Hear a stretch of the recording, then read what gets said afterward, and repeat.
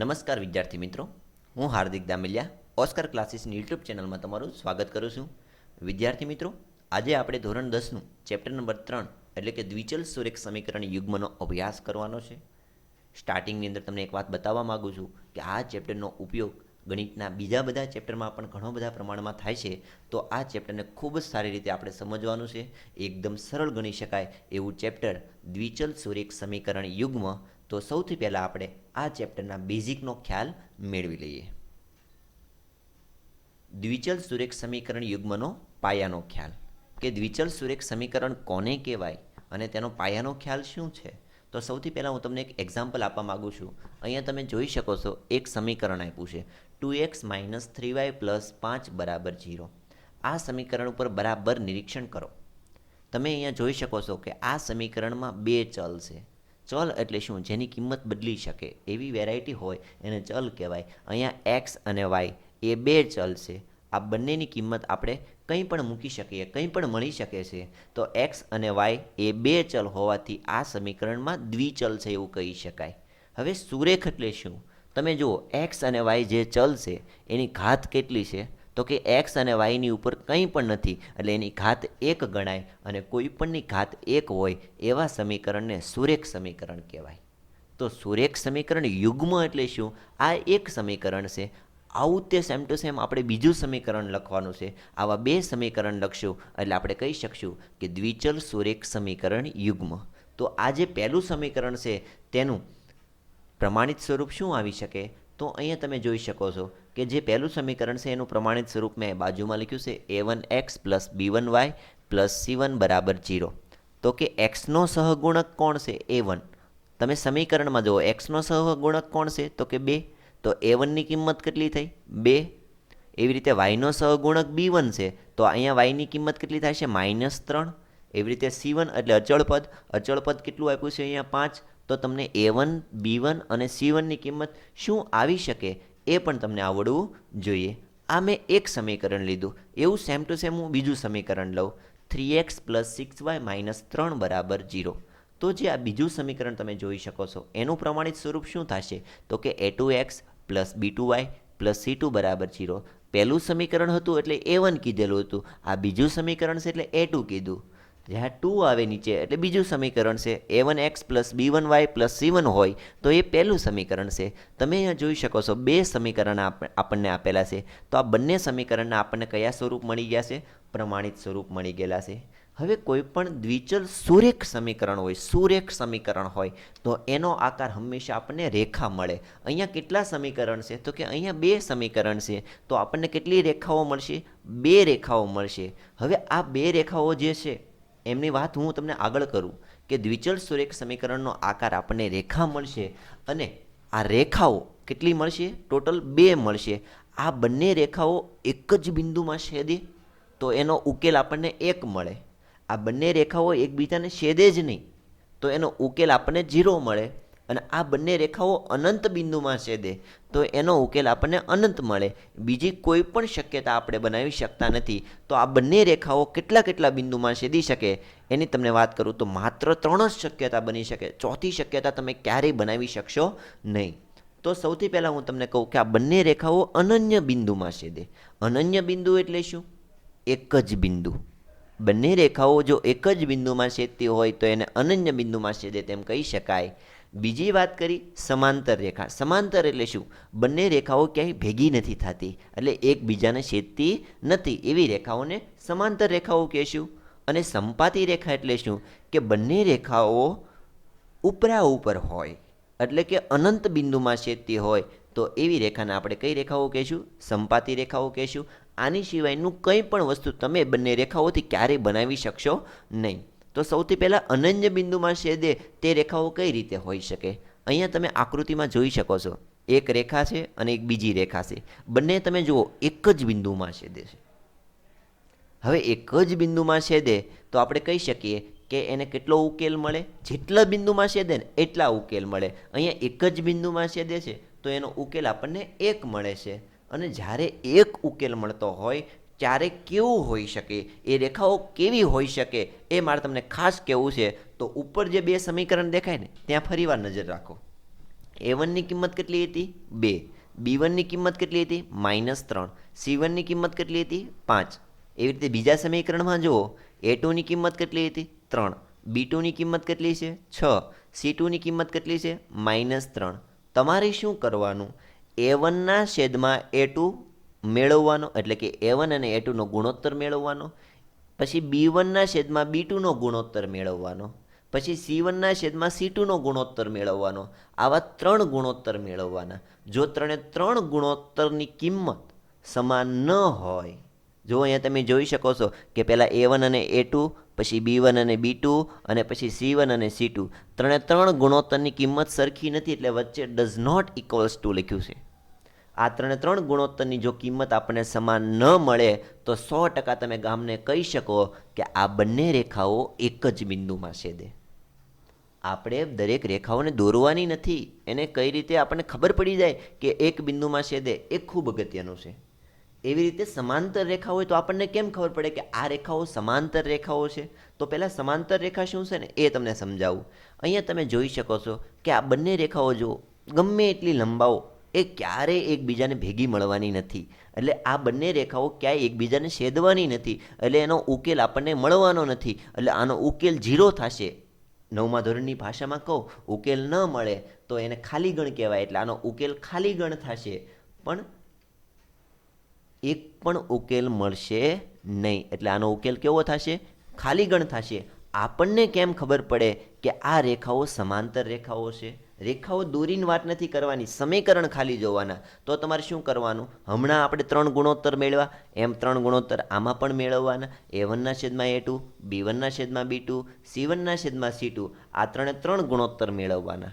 એમાં પહેલા બંને ગુણોત્તરની કિંમત સમાન મળે, એટલે કે A1ના છેદમાં A2 અને B1ના છેદમાં B2 એ બંને આપણને સમાન મળે, એટલે ઇક્વલ ટુની સાઇન લખી બંનેની વચ્ચે જુઓ. અને C1ના છેદમાં C2ની કિંમત આપણને અલગ મળે, નવીન મળે, કંઈક આ A1ના છેદમાં A2 અને B1ના છેદમાં B2 કરતાં કંઈક અલગ મળે. તો આવું કંઈક હોય તો એ રેખાને આપણે શું કહીશું? સમાંતર રેખા કહીશું. સંપાતી રેખા કોને કહેવાય? એક રેખા ઉપર બીજી રેખા ઓવરલેપ થઈ ગઈ હોય. ઓવરલેપ એટલે એની ઉપર આવી ગયેલી હોય. અહીંયા તમે જુઓ 2 રેખાઓ છે, પણ તમને કેટલી દેખાય છે? 1. શા માટે 1 દેખાય છે? કારણ કે એક રેખાની ઉપર બીજી રેખા આવેલી છે. એટલે આ બંને રેખાઓ અનંત બિંદુમાં છેદે. જ્યારે અનંત બિંદુમાં છેદતી હોય ત્યારે એનો ઉકેલ આપણને કેટલો મળે? અનંત મળે. આપણને કેમ ખબર પડે સમીકરણ જોઈને કે આ રેખાઓ સંપાતી રેખા છે, આનો ઉકેલ અનંત મળે છે? તો ફરીવાર તમારે 3 ગુણોત્તર મેળવવાના. A1ના છેદમાં A2, B1ના છેદમાં B2 અને C1ના છેદમાં C2. આ 3 ગુણોત્તર મેળવી અને 3 ગુણોત્તરની કિંમત જો આપણને સમાન મળે, એટલે કે A1ના છેદમાં A2 ઇઝ ઇક્વલ્સ ટુ B1ના છેદમાં B2 ઇઝ ઇક્વલ્સ ટુ C1ના છેદમાં C2, આ 3 ગુણોત્તરની કિંમત જો આપણને સમાન મળે તો સંપાતી રેખા. પહેલા 2 ગુણોત્તરની કિંમત સમાન મળે ને ત્રીજાની અલગ મળે તો સમાંતર રેખા. અને 3 ગુણોત્તરની કિંમત આપણને અલગ અલગ મળે તો એ રેખાઓ એક જ બિંદુમાં છેદે છે, એટલે કે અનન્ય બિંદુમાં છેદે એવું કહી શકાય. તો બંને સમીકરણમાં આપણને ગુણોત્તર લેતા આવડવું જોઈએ. હવે આના કેવા એક્ઝામ્પલ આવે છે? 2 માર્ક્સના અથવા તો 1 માર્ક્સના નાના એક્ઝામ્પલ ખૂબ સરસ આવે છે. ખૂબ સરસ એક્ઝામ્પલ છે. તો સૌથી પહેલો એક્ઝામ્પલ આપણે જોઈએ તો કે નીચેના સમીકરણ યુગ્મથી બનતી રેખાઓ એક જ બિંદુમાં છેદે છે કે સમાંતર છે અથવા તો સંપાતી છે તે નક્કી કરો. હમણાં આપણે જોઈ એ 3 કન્ડિશનમાંથી કઈ કન્ડિશન આવે છે એ આપણે ચેક કરવાનો છે. અહીંયા આપણને 2 સમીકરણ આપ્યા છે. 9x + 3y + 12 = 0. બીજું સમીકરણ 18x + 6y + 24 = 0. કેટલા સમીકરણ અહીંયા આપેલા છે? તો કે 2 સમીકરણ આપેલા છે. સૌથી પહેલાં આપણે શું કરવાનું?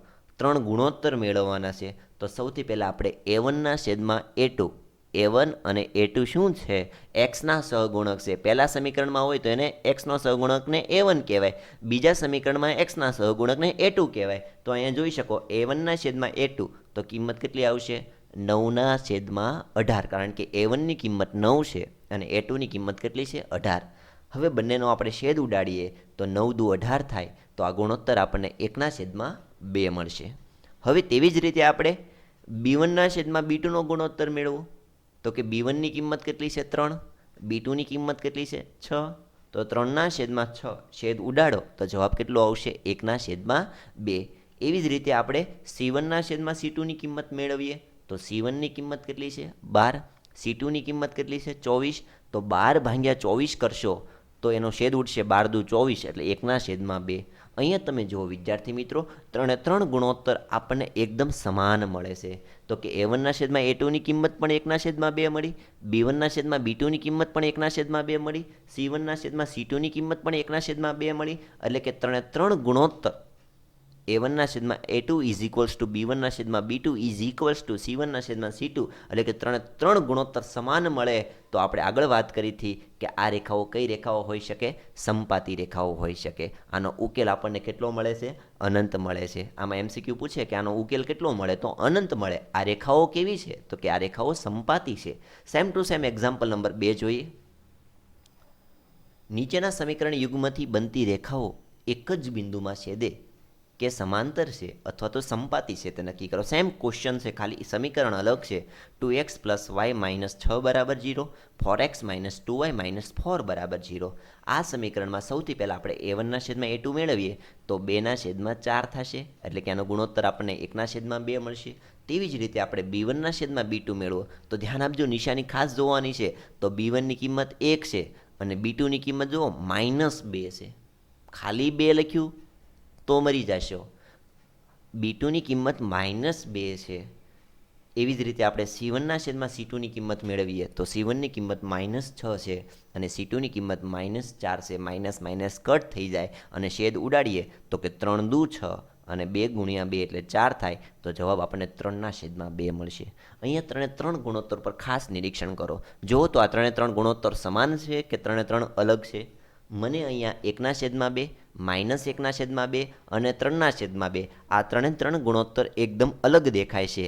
એટલે કે હું કહી શકીશ કે અહીં A1/A2 does not equals to B1/B2 does not equals to C1/C2 હોવાથી આપેલી રેખાઓ એક જ બિંદુમાં છેદે છે. કારણ કે 3 ગુણોત્તર અલગ હોય તો એ રેખાઓ કેટલા બિંદુમાં છેદે?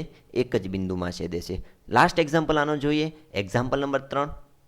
નીચેના સમીકરણ યુગ્મથી બનતી રેખાઓ એક જ બિંદુમાં છેદે છે કે સમાંતર છે કે અથવા સમપાતી છે તે નક્કી કરો. સમીકરણ ખાલી અલગ અલગ લઉં છું તમારી પ્રેક્ટિસ માટે. 6x - 3y + 10 = 0, 2x - y + 9 = 0. અહીંયા સૌથી પહેલાં આપણે A1/A2 મેળવીએ તો કે 6/2 આવશે અને 6/2 આ જવાબ કેટલો આવશે? 3. તેવી રીતે આપણે B1/B2 મેળવીએ તો B1ની કિંમત -3 છે, B2ની કિંમત -1 છે. માઇનસ માઇનસ કટ 3/1 એટલે જવાબ આપણને 3 મળશે. તેવી રીતે આપણે C1/C2 મેળવીએ તો C1ની કિંમત 10 છે, C2ની કિંમત 9 છે. અહીંયા કોઈ છેદ ઉડતો નથી.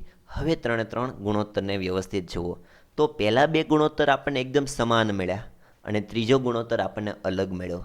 એટલે કે અહીં A1/A2 is equals to B1/B2 but does not equals to C1/C2 હોવાથી આપેલી રેખાઓ કેવી થશે? સમાંતર. કારણ કે 2 ગુણોત્તર પહેલાં સમાન મળે અને ત્રીજો ગુણોત્તર અલગ મળે તો એ સમાંતર રેખાઓ કહી શકાય. 3 ગુણોત્તર અલગ મળે તો અનન્ય બિંદુમાં છેદે, એટલે કે એક જ ઉકેલ મળે તેવું કહી શકાય. અને 3 ગુણોત્તર જો આપણને સમાન મળે તો એ રેખાઓ સમપાતી રેખા છે, એનો ઉકેલ આપણને અનંત મળે. આવા ખૂબ સરસ 2 માર્ક્સમાં અથવા તો 1 માર્ક્સના MCQ સ્વરૂપે આવા દાખલાઓ પૂછાય છે. નેક્સ્ટ આપણે જોઈએ તો કે દ્વિચલ સુરેખ સમીકરણ યુગ્મ જે આપણને આપ્યું છે એ સુસંગત છે કે નહીં, આવું આપણને એક્ઝામ્પલ પૂછાય અથવા તો MCQ પૂછાય. તમને એક નાનકડી હિન્ટ આપું. જે સમીકરણ યુગ્મનો કંઈક ઉકેલ મળે, ઉકેલ મળે એટલે શું? કાં તો ઉકેલ આપણને 1 મળે અથવા તો અનંત મળે અથવા તો ઉકેલ મળે નહીં. આમાં 3 કન્ડિશનમાંથી ઉકેલ કેટલામાં મળે? તો કે 2 કન્ડિશનમાં મળે છે કે કાં તો ઉકેલ 1 મળે અથવા તો અનંત મળે.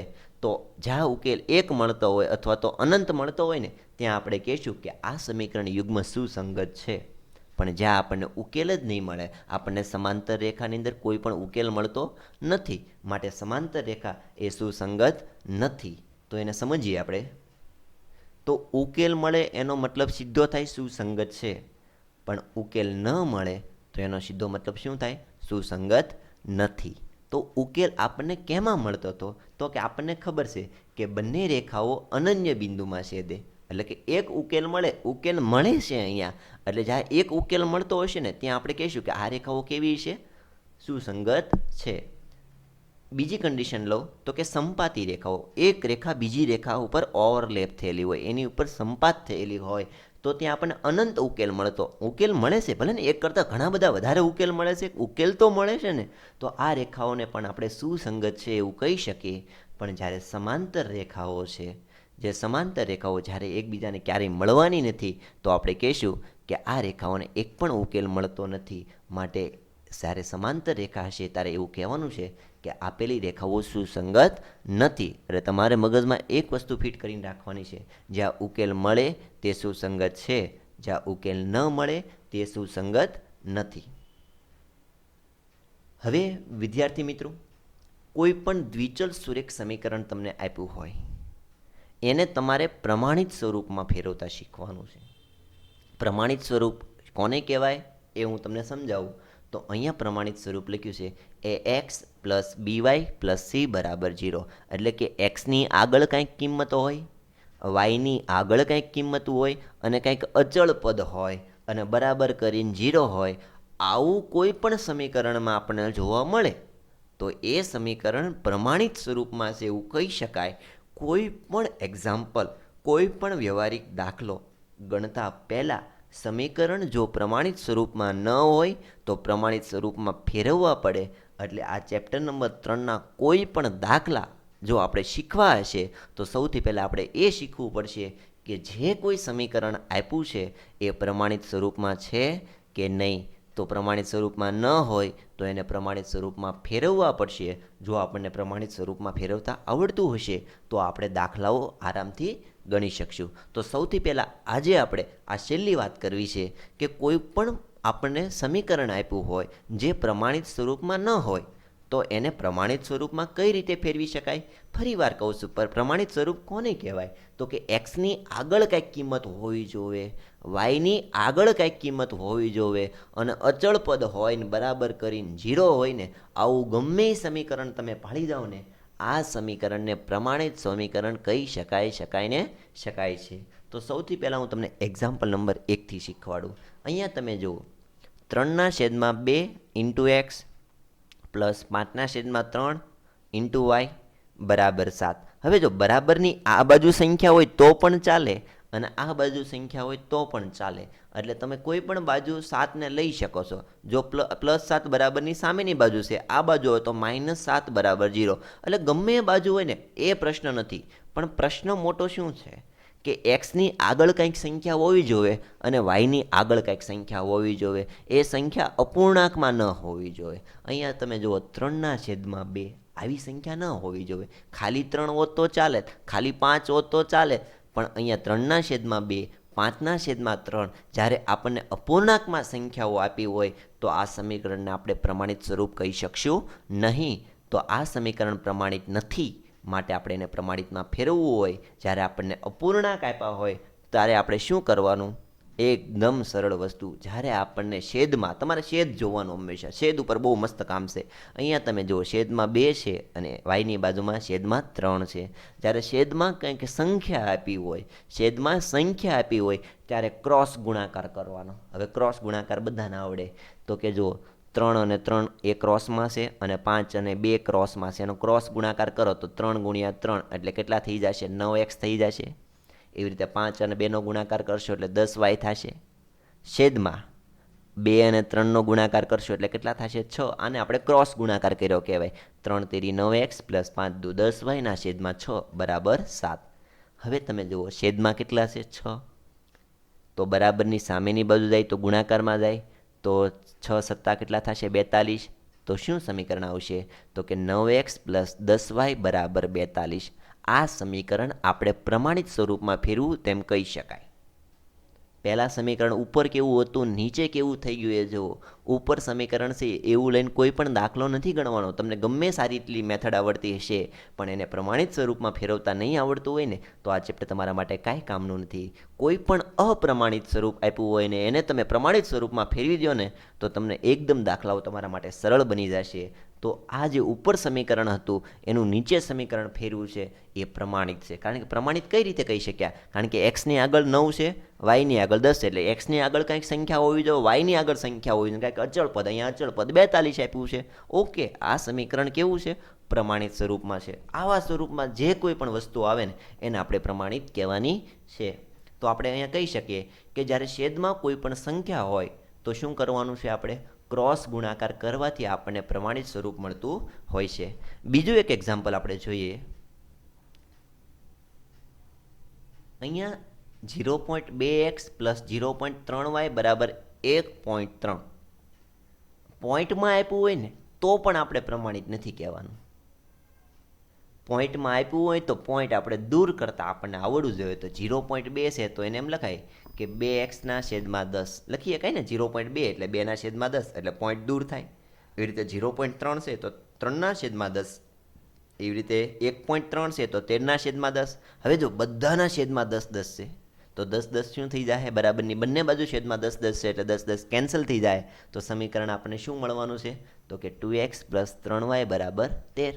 તો આ સમીકરણ પ્રમાણિત છે.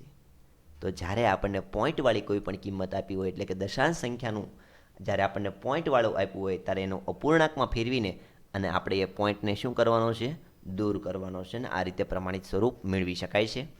ત્રીજું એક્ઝામ્પલ આપણે જોઈએ. 2/x + 5/y = 7. સમીકરણમાં ખૂબ મોટો ટ્વિસ્ટ. અત્યાર સુધી છેદમાં કંઈક સંખ્યા હતી. હવે તમે જોઈ શકો છો કે છેદમાં ચલ છે, એક્સ અને વાય છે.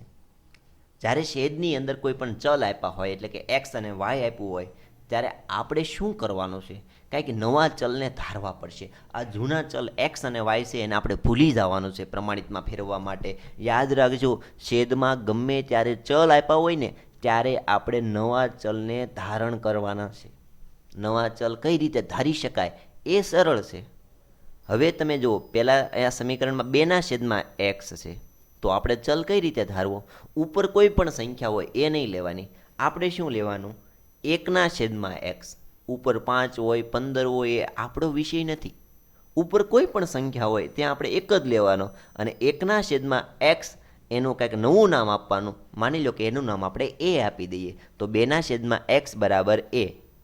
એવી રીતે 1/x = a. એવી રીતે તમે બાજુમાં જુઓ, વાયનું શું ધારણ કરશો? તો કે 1/y = b. તો આપણે ધારવાનું છે કે જ્યાં 1/x હશે ને ત્યાં હું a લખીશ અને 1/y હશે ને ત્યાં b લખીશ. આવું ક્યારે કરવાનું છે? જ્યારે છેદમાં કંઈ પણ ચલ આપ્યા હોય ત્યારે આપણે ફરજિયાત નવા ચલ ધારવાના છે. જૂના ચલથી કામ નહીં થાય, નવા ચલને ધારવાના છે અને પ્રમાણિત સ્વરૂપ પછી એકદમ સરળ બની જશે. હવે તમારે શું કરવાનું? 1/x હોય ત્યાં તમારે a લખવાના અને 1/y હોય ત્યાં તમારે b લખવાના. તો ઉપર ખાલી કોણ વધ્યું? તો કે 2 વધ્યા. તો 2ની બાજુમાં શું આવી જશે? તો કે 2ની બાજુમાં a આવી જશે. આપણે જે ધાર્યું 1/x = a ધાર્યું તો 2a થઈ જાય. એવી રીતે 5 એમનેમ રહે અને 1/yની જગ્યાએ શું મૂકી દઈશું? b, એટલે +5b થશે = 7. તો આ સમીકરણ જો ભલે ચલ અલગ છે પણ એકદમ પ્રમાણિત સ્વરૂપમાં આવી ગયું. ઓકે, તમને આ સ્વરૂપમાં ફેરવતા આવડવું જોઈએ. જ્યારે છેદમાં, હું અહીંયા કીધું છે કે છેદમાં જ્યારે એક્સ અને વાય હોય એટલે કે કંઈક ચલ હોય ત્યારે તમારે ફરજિયાત એ અને બીને ધારવાના છે. એની પછીનો એક એક્ઝામ્પલ તમને સમજાવું. તો અહીંયા તમે જુઓ, 2/3x + 1/2y = 2. છેદમાં ચલ છે કે નથી? હા, છેદમાં અહીંયા ચલ છે. તો નીચે 3 છે, વાયની બાજુમાં 2 છે, એ ધ્યાનમાં નથી લેવાનું.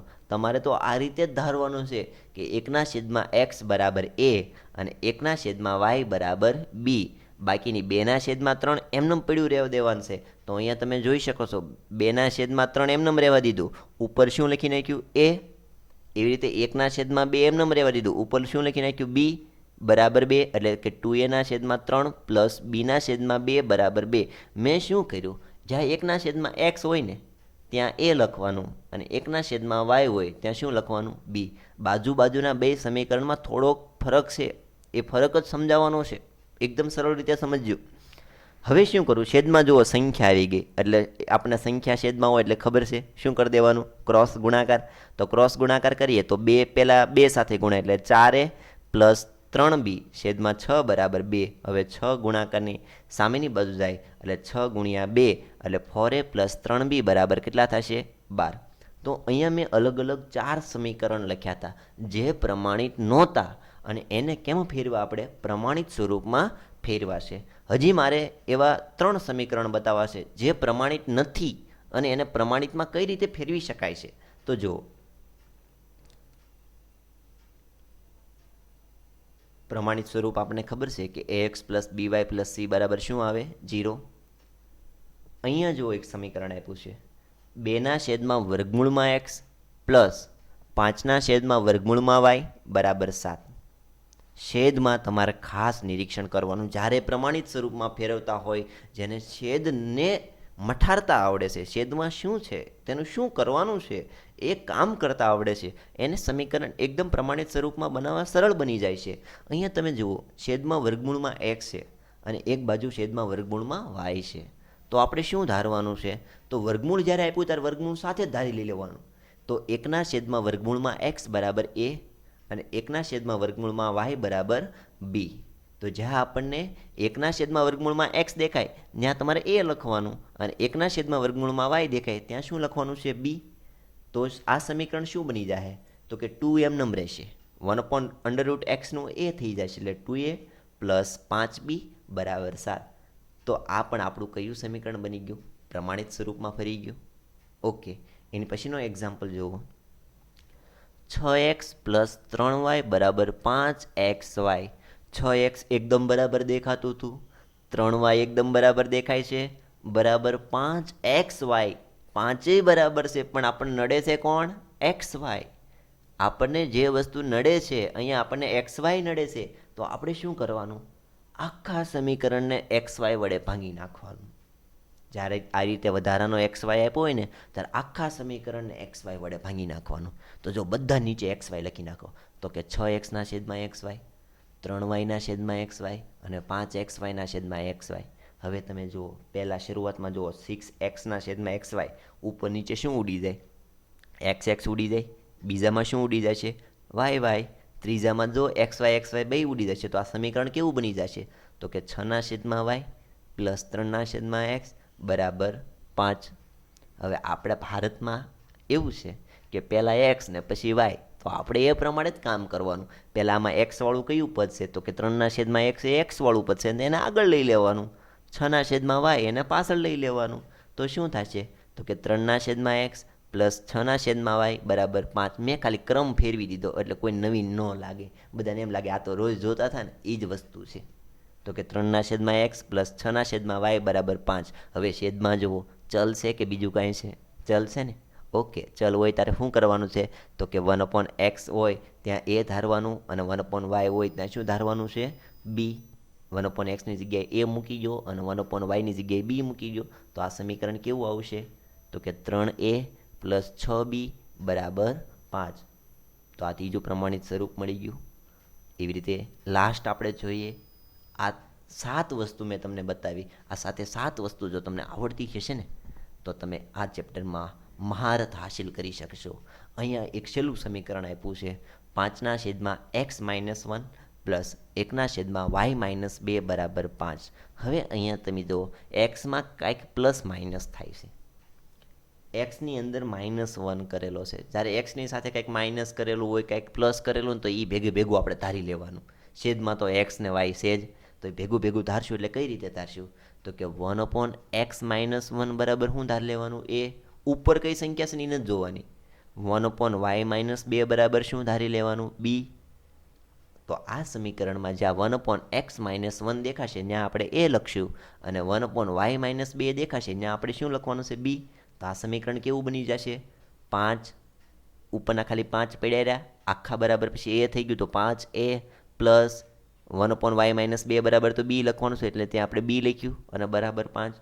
કવડું મોટું સમીકરણ હોય એનું પ્રમાણિત સ્વરૂપ એકદમ વ્યવસ્થિત થઈ જાય છે. આવા તમે જો પ્રમાણિત સ્વરૂપમાં ફેરવતા શીખી જશો ને તો કોઈ પણ દાખલાઓ તમને જે રીતથી આવડતી હશે એકદમ સરળ થઈ જશે. આ બધા પ્રમાણે જેટલા સ્વરૂપ છે એને આપણે આદેશની રીત, લોપની રીત, ચોકડી ગુણાકારની રીતથી ઉકેલવાના છે. આ બધાથી આપણે આરામથી ઉકેલી શકશું, પણ શરત એ છે કે એ સમીકરણ પ્રમાણિત સ્વરૂપમાં હોવું જોઈએ. જો એ પ્રમાણિત સ્વરૂપમાં નહીં હોય તો હું નહીં, દુનિયાનો કોઈ પણ સાહેબ એને ઉકેલી શકશે નહીં. માટે આપણે ખાસ ધ્યાન એ દેવાનું છે કે કોઈ પણ સમીકરણને જ્યારે આપણે ઉકેલતા હોઈએ ને ત્યારે એ પ્રમાણિત સ્વરૂપમાં હોવું જોઈએ. તો આ લેક્ચર તમારા માટે ખૂબ અગત્યનો છે. આ લેક્ચર તમને સારી રીતે આવડતો હશે તો તમે આગળના લેક્ચર ઉપર શાંતિથી એકદમ સારી રીતે અભ્યાસ કરી શકશો. તો અહીંયા આપણે વાત આવી કે જ્યારે છેદમાં શું હોય, એક્સ અને વાય, એટલે કે છેદમાં જ્યારે ચલ હોય ત્યારે આપણે શું ધારવાનું છે, એ અને બી કંઈક નવા ચલ ધારવા પડશે. Thank you for watching video. ચેનલને સબસ્ક્રાઈબ ના કરી હોય તો સબસ્ક્રાઈબ કરી લો.